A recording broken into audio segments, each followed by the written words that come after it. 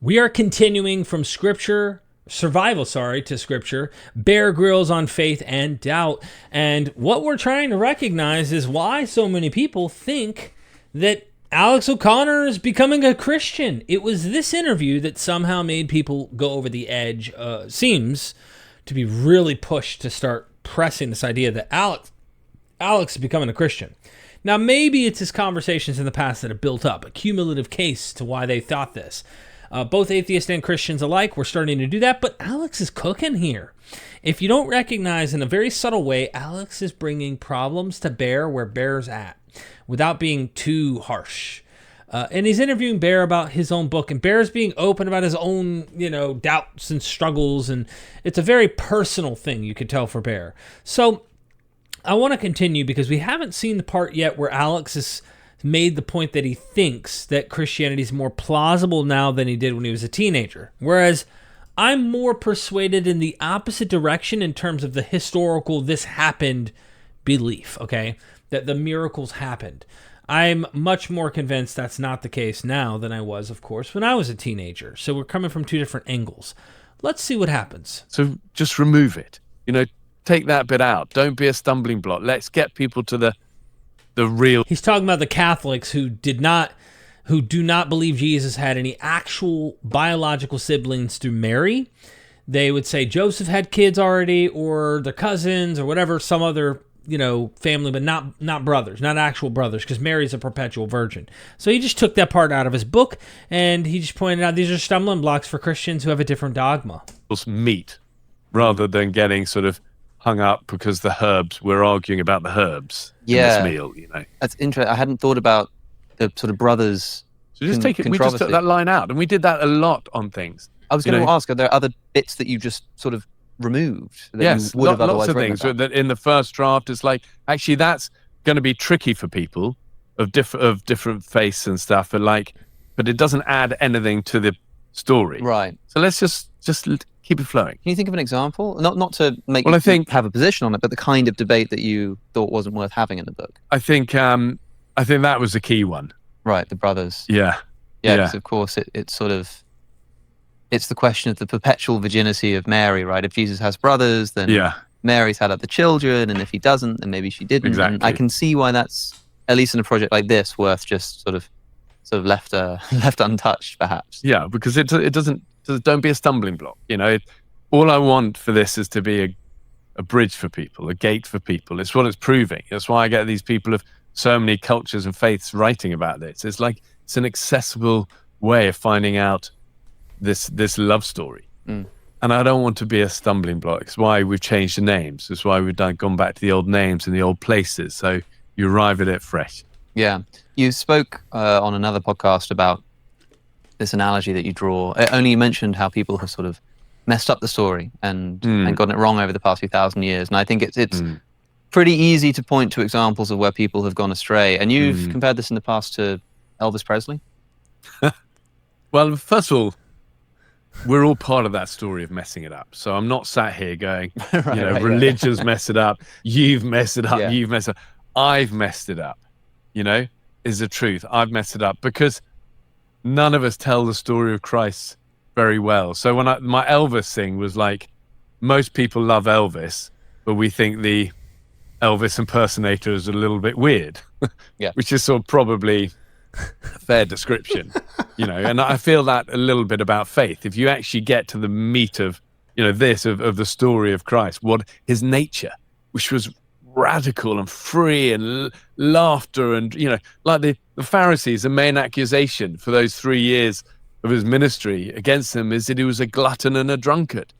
At which point Jesus would have roared with laughter and said, on one hand you're saying to my cousin John, you're like this, and there's me, you're saying, it's not how we imagine Jesus.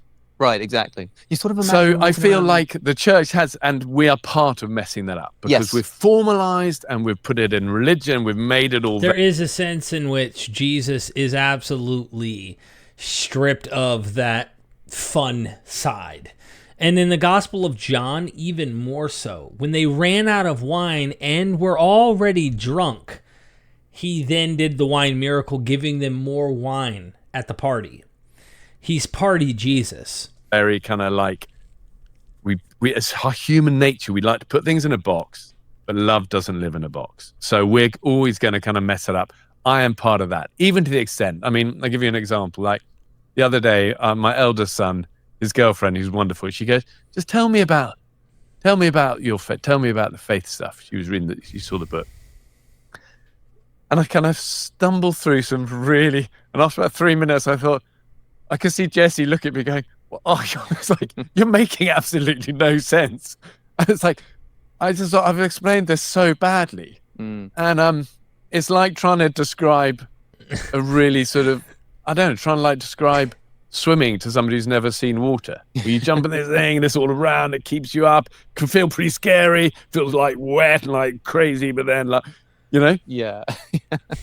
And she was so sweet, looked at me like, you're really making no sense. And I thought, thank God love shines and spreads without, thank goodness it's not all dependent on us, because I don't do a very good job of that. So I include myself in the messing up of the story over 2,000 years. We've all been part of that. It's amazing to hear you say that because of the way the book turns out. So I guess, you know, you can think about it a bit more and consult people if you're having issues. But that makes me think, I understand when if someone just comes to you and says, tell me about this faith thing, tell me about this Christianity thing. It's like, whoa, where do I even begin? You must have had that feeling right in the book. Like, did you write this in order? Did you just sort of sit down? It was a terrifying thing. It was a terrifying thing, but I kind of like really just felt compelled to try and start.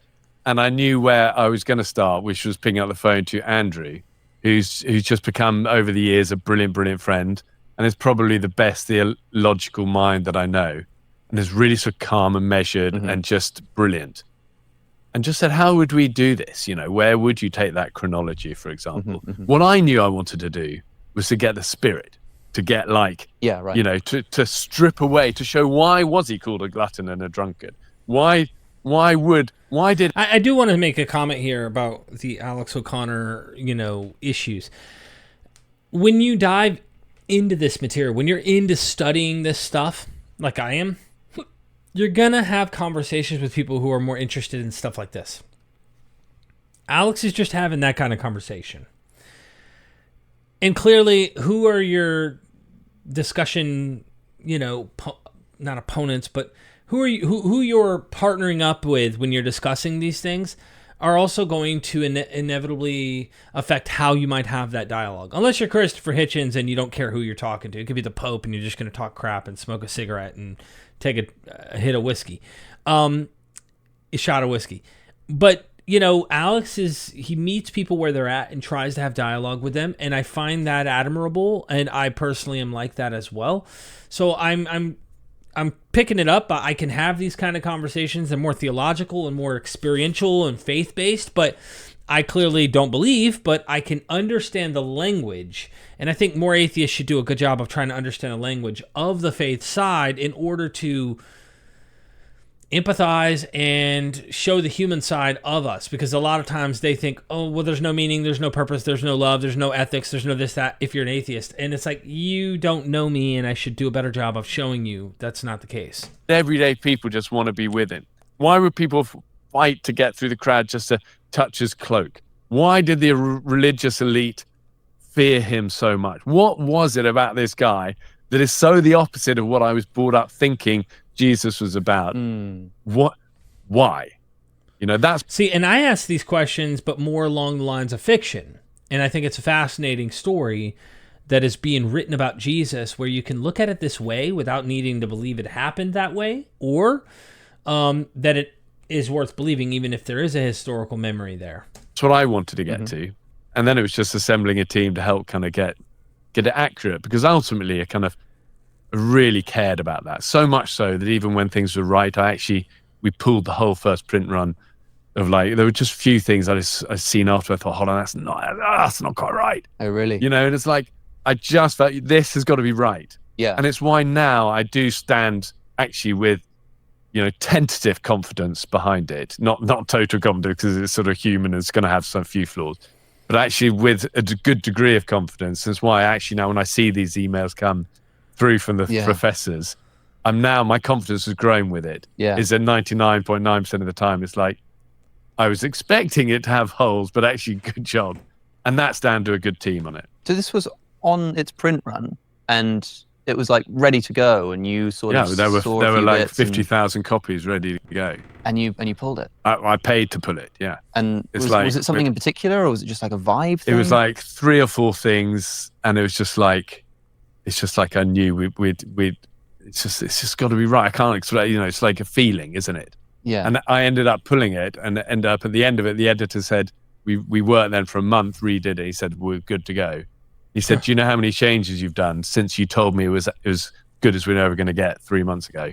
He said, you've done 1,200 changes to it. You know, so it's like, you know, I almost know every page, every kind of paragraph on this book now. I bet.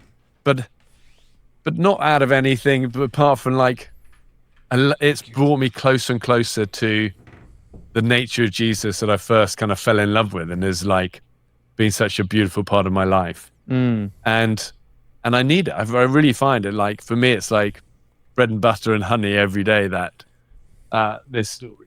You don't start with Mary. I mean, you do, but there's this very brief prologue where you sort of flash forward to the road to Emmaus, and you've got these 2 disciples walking along.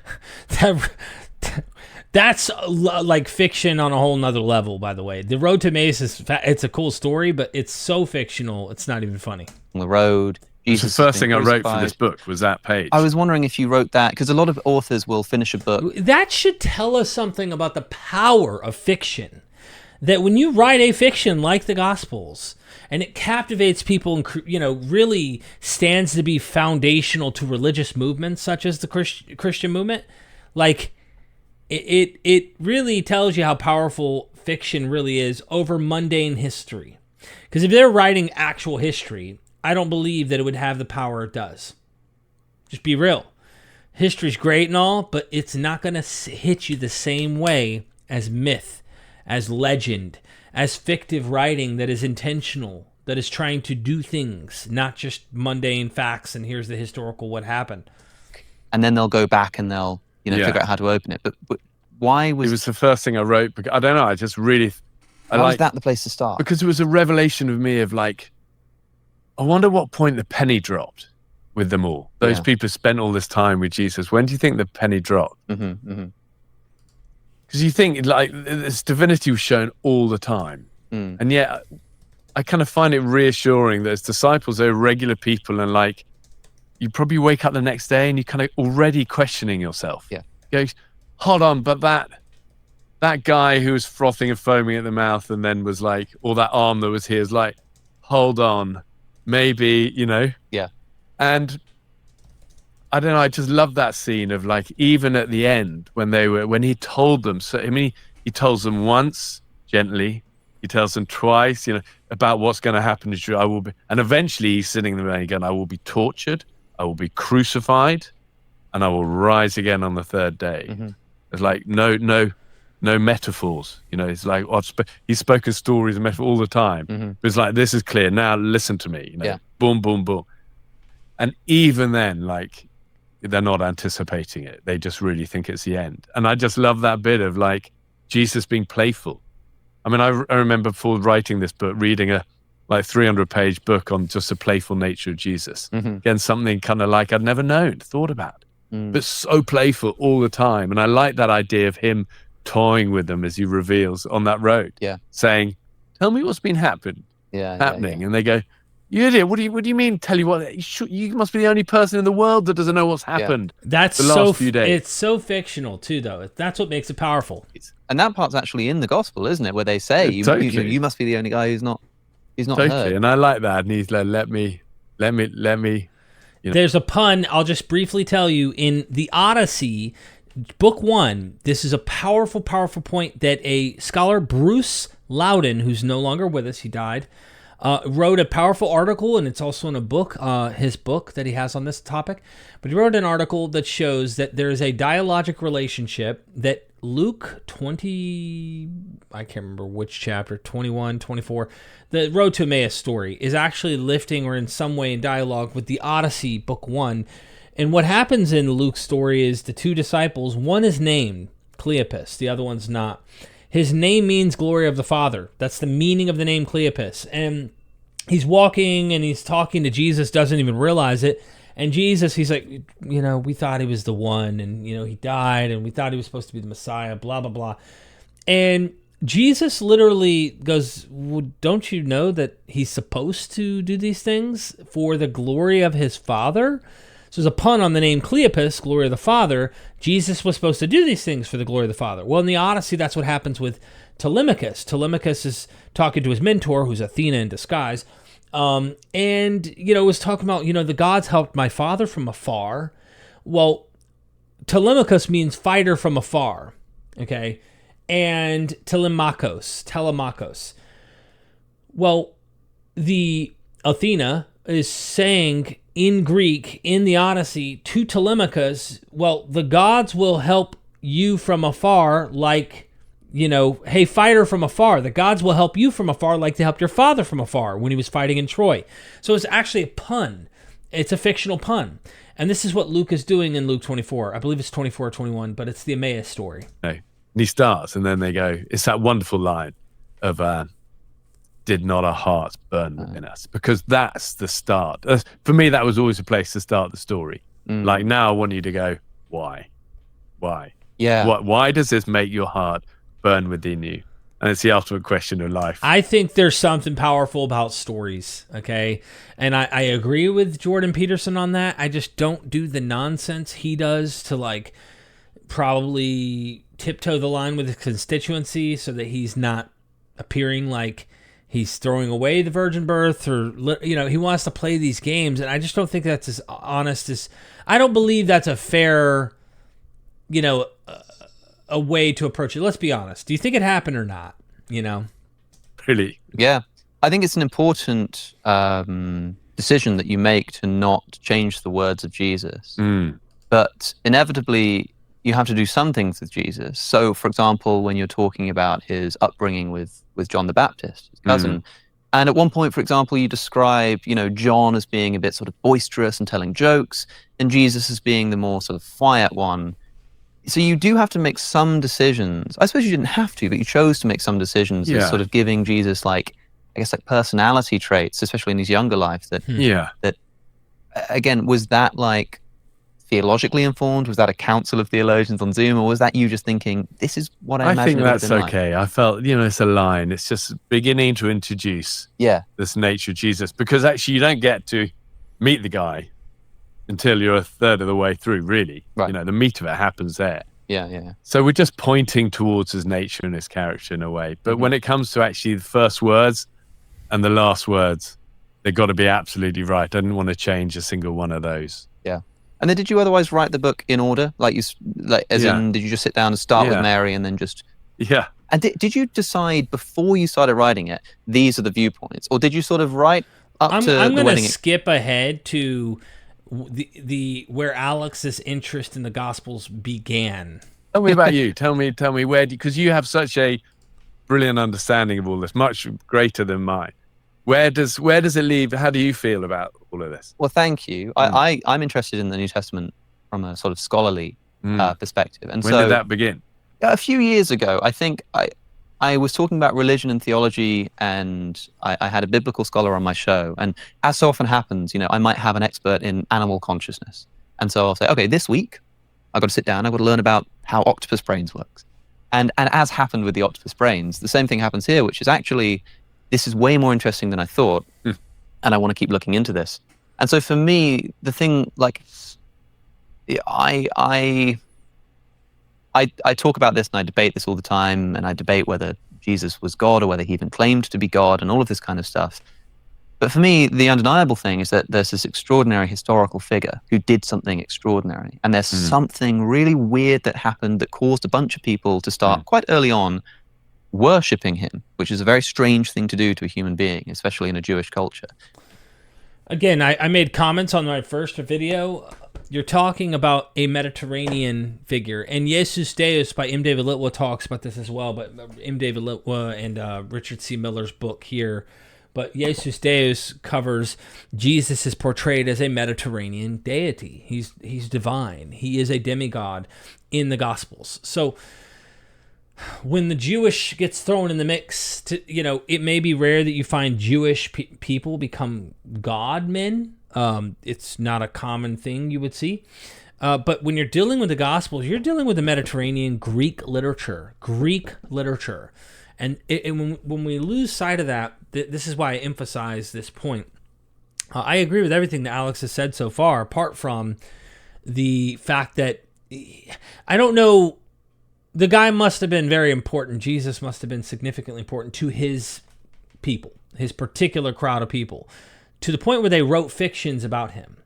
What the real dude did, good luck, good luck. I tend to think there was a real dude, but I don't know that there was. And I tend to think there was, but I don't know what he really did. And so, to me, getting at the Gospels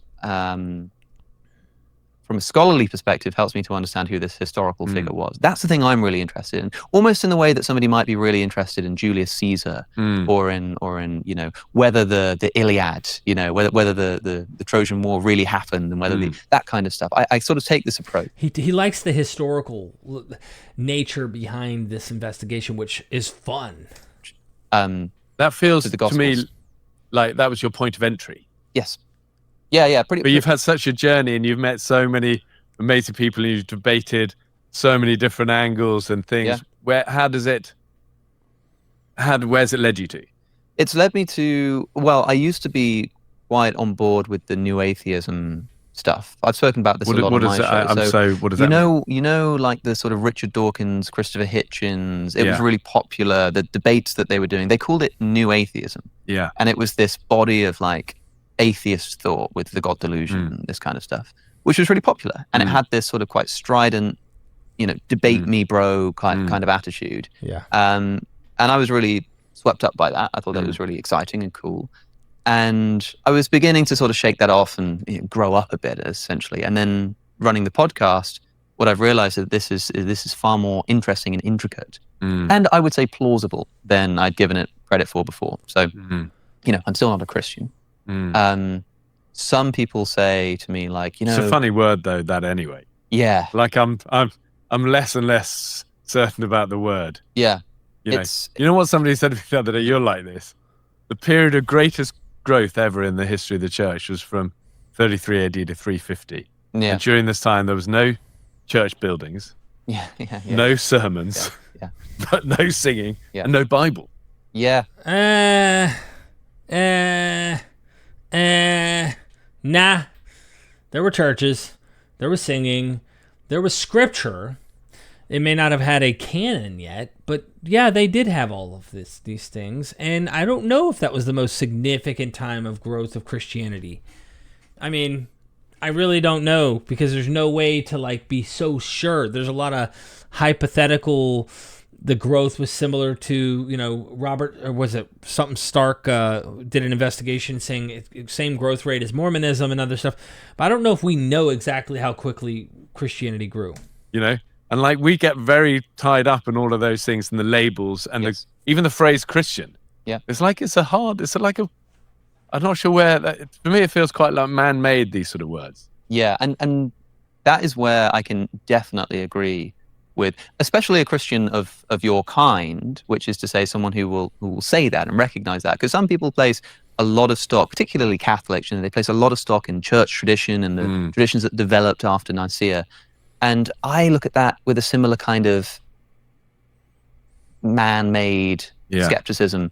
And I think to myself, it also gives me license to, when I look at the New Testament and I think, some scholars think that Paul maybe didn't write that letter and that's a big problem. But for someone like me, it's like, who cares? If I decide that Paul didn't write 1 Timothy, then I'll just look at the rest of it and I'll try to work out what came between the lines. A good friend of mine said to me once, when there's all this discussion about whether we have the real words of Jesus and whether the Gospels are accurate and whether it's all apocryphal stories, he said that because these were written from early church traditions, Jesus was a real man who was doing real things.